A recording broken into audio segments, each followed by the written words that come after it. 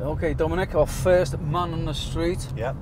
is a Liverpool supporter. Well, that's good. So Good he news. Yes, let's meet Mark Tan, Yes. up close and personal, and we'll get into it. Yeah, most definitely. Yeah. Looking forward to it.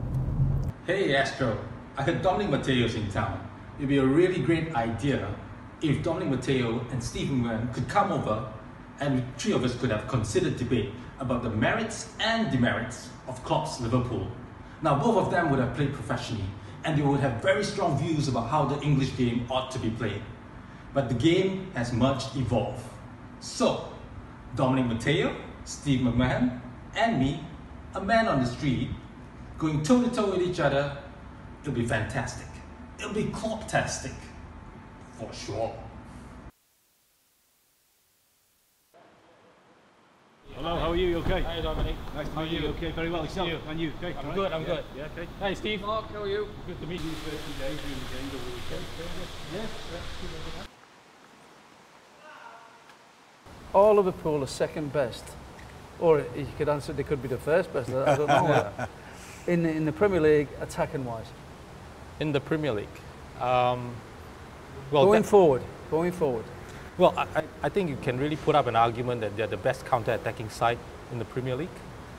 Overall attacking team, maybe City just shades it a bit because they've got the build-up play. But when it comes to counter-attacking, the pace, the movement, the interchange of positions, the split-second decision-making by the players, I think they're second to none in the Premier League. Dominic? Yeah, I totally agree. I think Man City,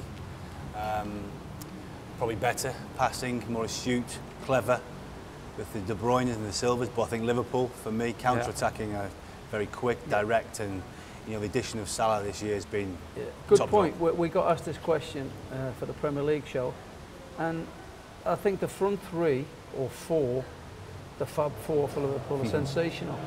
But I just think City have enough and better guile in midfield with Silva and De Bruyne.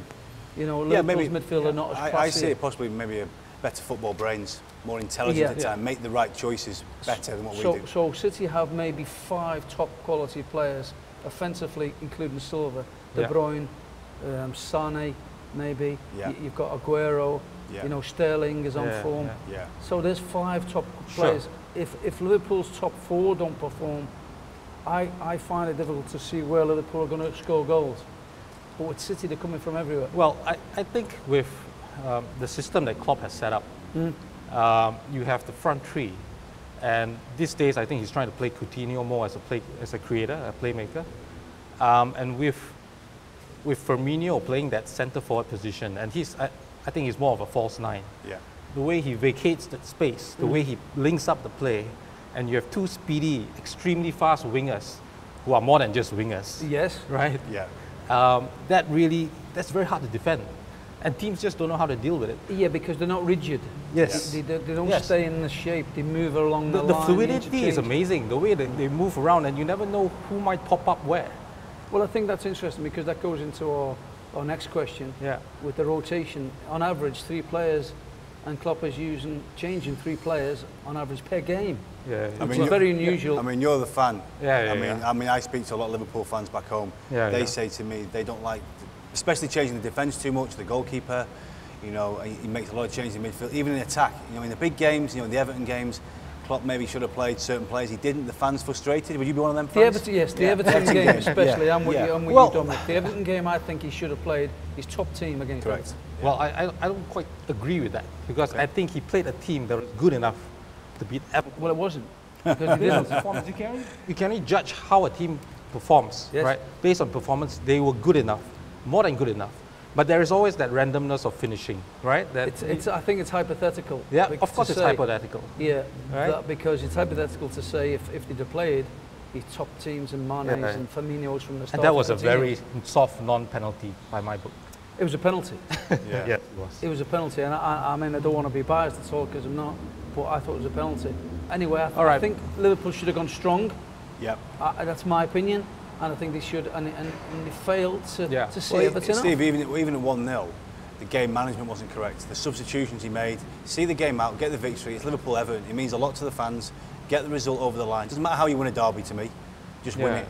And Liverpool didn't do that again. And that's the problem. I don't know. You're probably a lover of Klopp, are you? Yeah.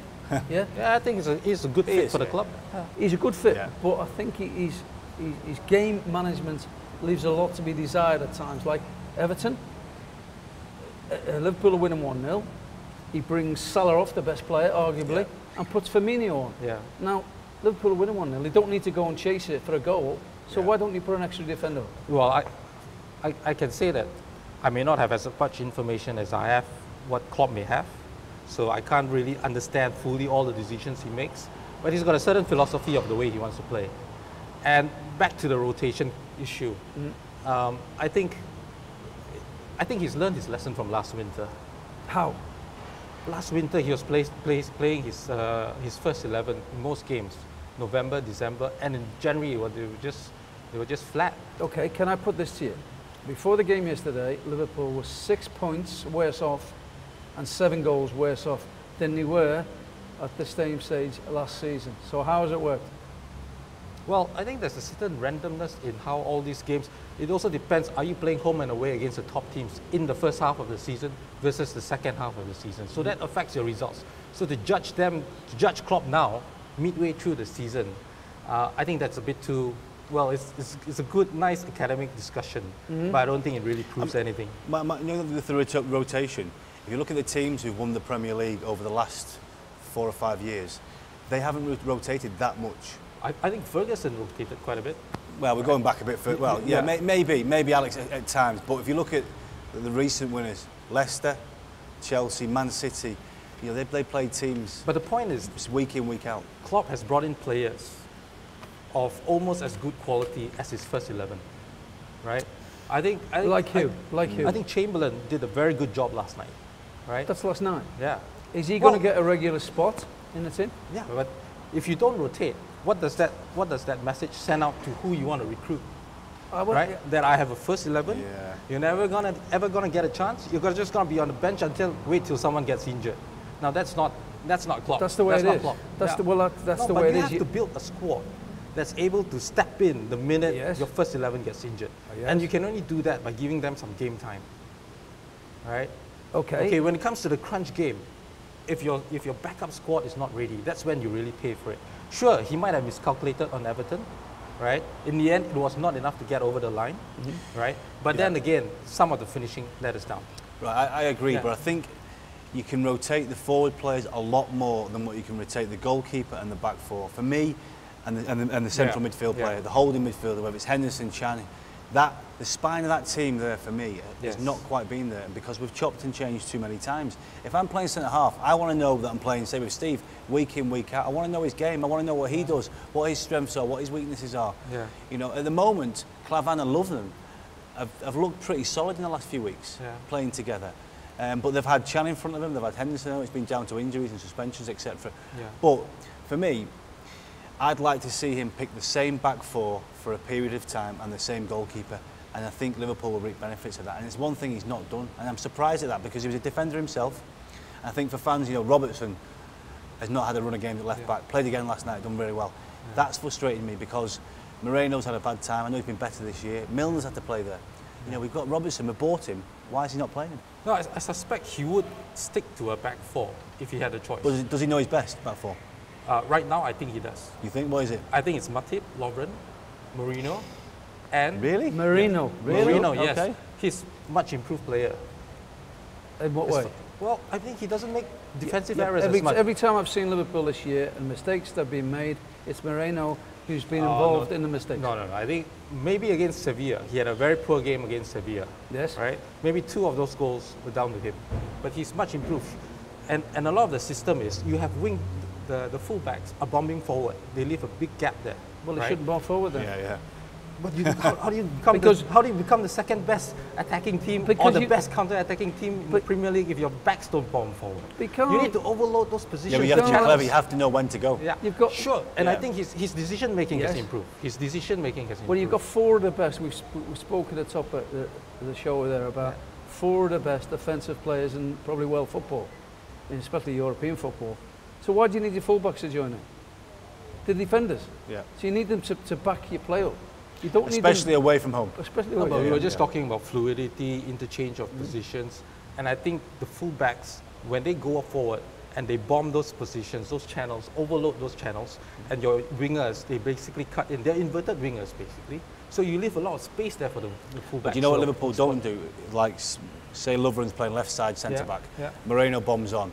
If Lovren thinks he's in trouble and he needs him, he should be telling him to get back. The communication of the back players is not strong enough. I've talked about Liverpool lots of times. Lovren should be dragging him back. Imagine Jamie Carragher and Moreno's bombing back. He'd be saying, get yourself back in here. You know, when you're a poor centre half, you need help. Sure. You don't need your full backs running away from you. You need support. That point I will concede. Yes, I think we need a strong, authoritative centre half who can see the whole game, see the whole picture, and tell them, no, you get your butt over here. That's what we're lacking right now. I think they need a bit more guile in midfield. Right? Yes. To break down the teams. Maybe Keita when he comes in? Yes, Keita may be a good option.